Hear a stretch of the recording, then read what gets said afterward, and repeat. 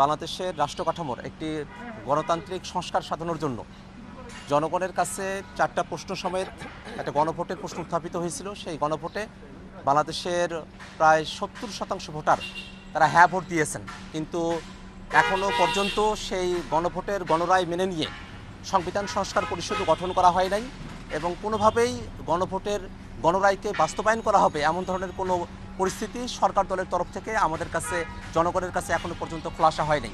এমতো প্রেক্ষাপটে আমরা সংসদে এই বিষয়গুলো নিয়ে কথা বলেছি। এই সংবিধান সংস্কার পরিষদের অধিবেশন কেন আহ্বান করা হলো না সে বিষয়ে একটি মুলতবি প্রস্তাবও উত্থাপিত হয়েছিল। সেই মুলতবি প্রস্তাবের উপরে আলাপ আলোচনা হয়েছে, কিন্তু সেই মুলতবি প্রস্তাবের ব্যাপারে সংসদের স্পিকারের কাছ থেকে কোনো ধরনের কোনো রুলিং বা কোনো সিদ্ধান্ত এখনও পর্যন্ত আসেনি।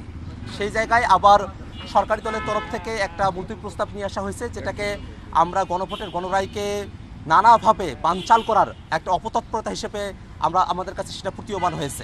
রেইনবো অলরাউন্ডার এক্সটেরিয়র পেইন্ট বাড়ির বাহিরের দেয়ালের সুরক্ষা নিয়ে থাকুন নিশ্চিন্ত, সাথে পাচ্ছেন 10 বছরের ওয়ারেন্টি।